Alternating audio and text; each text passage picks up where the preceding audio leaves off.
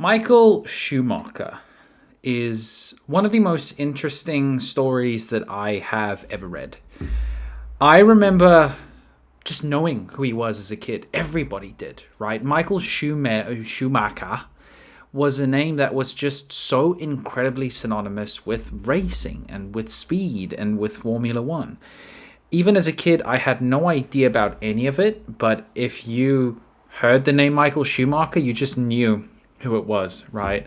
And his story is actually really heartbreaking, right? His story is so sad. Just a guy who was so into his kick-ass, badass, cool people, rich people sports to just losing everything in a moment is nuts, right? It's just nuts. I'm going to condense his story for you very, very quickly. Michael Schumacher was born in Germany. Didn't have really rich parents. He actually started his racing career in karting, like go-karting. And that's how he kind of developed his love for speed. And, you know, he built his own collection of cars and his own collection of go-karts to start off with. And he did pretty well, right? And over the course of a few years, he started getting progressively more into racing until he was eventually signed and represented by the biggest brand in racing, Ferrari. He was able to get to a point where from 2000 to 2004, he won the Formula One 5 years in a row. I believe that record still stands today. It might have been beaten by Lewis Hamilton. I'm not sure. But he was a maniac, right? He was the face of racing when there needed to be a face of racing. I mean, even the name, right? Michael Schumacher. Is there anything else that guy could have done? Could you imagine him working in a bakery? And you go, damn, there's Michael Schumacher. He makes the best pies. It just wouldn't work. You'd be like, that guy's destined for greatness, bro. Just like some names, you just know they're never going to go anywhere. Like Barbara Dinkle. Barbara Dinkle ain't gonna do shit. But Michael Schumacher, just one of those names, right? And that's what he did. He did an incredible job. He amassed a net worth of $600 million US. He was able to buy properties all across the globe. He was touring the world with his wife and his kid, and he was just killing it. Now, he didn't necessarily retire from racing, but after a string of wins with Ferrari, he decided to take a step back, which makes sense, right? He was at the top. He was completely at the top. He was granted getting a little bit older, but he decided to take a bit of a step away. And then from 2011 to 2012, he came back and he raced with Mercedes-Benz, which is quite cool. I believe that's when he got into the Top Gear thing and everybody was like, oh my gosh, is he the Stig? And it seemed to me that he just had an incredible life, right? He earned his success. He was good at what he did. I want to show you some of these photos. But he was a really famous, hardworking, and seemed to be super happy guy. It looked like he just had the world at his feet. Look at this photo. Michael Schumacher celebrates with his wife, Corinna, after they won another match. Look at him, handsome dude, huh? Tall, well-built. He was super into his fitness. He kind of believed that helped him race better, which I can understand. He had a big crash in 1999. He actually hit a wall at 300 kilometers per hour. But he was fine. He was totally fine. That's him and Sebastian Vettel. And that's, I believe, his son. That's his son. Looks just like his dad, too, you know? So, that's him and his wife. Okay, let me get into the big bit. In 2013, Michael Schumacher was skiing through the French Alps. He was a big skier, avid skier. He liked to do it with his son and his family. And on this day, he was skiing with his son.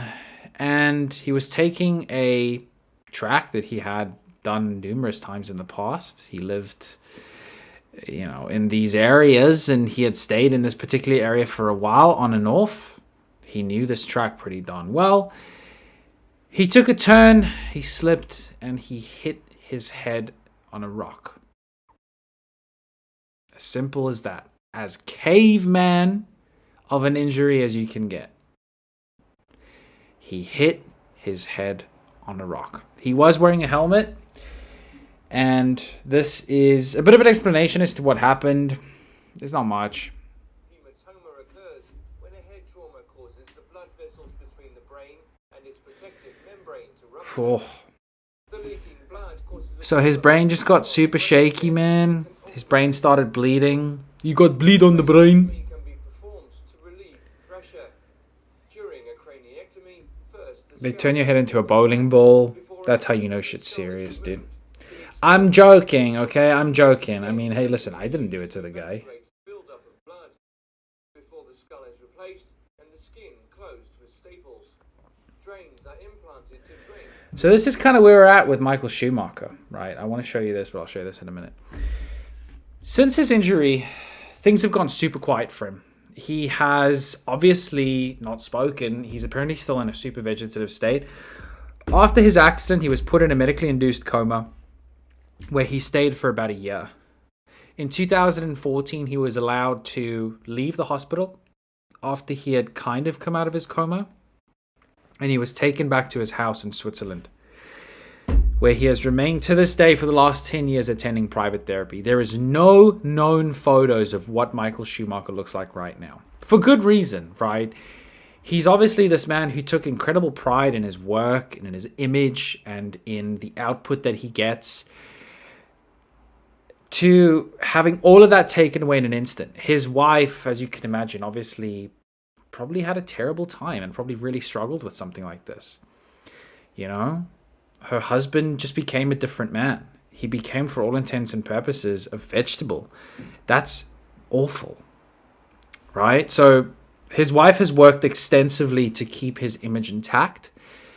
They have not made an official statement in the slightest since the accident. Not even to acknowledge the accident. They've said nothing. They have not commented on his health at all. They have shut away members of the public completely. There is nothing. Absolutely nothing to suggest how he's doing right now. They did a Netflix documentary on Michael Schumacher in 2021 where the family was interviewed, but the comments that they made were so specifically picked out to be neutral, to give nothing away, to just relay the idea that he's still alive and he's doing therapy. That's all. That's all. And I think that's heartbreaking. I mean, he's obviously got money.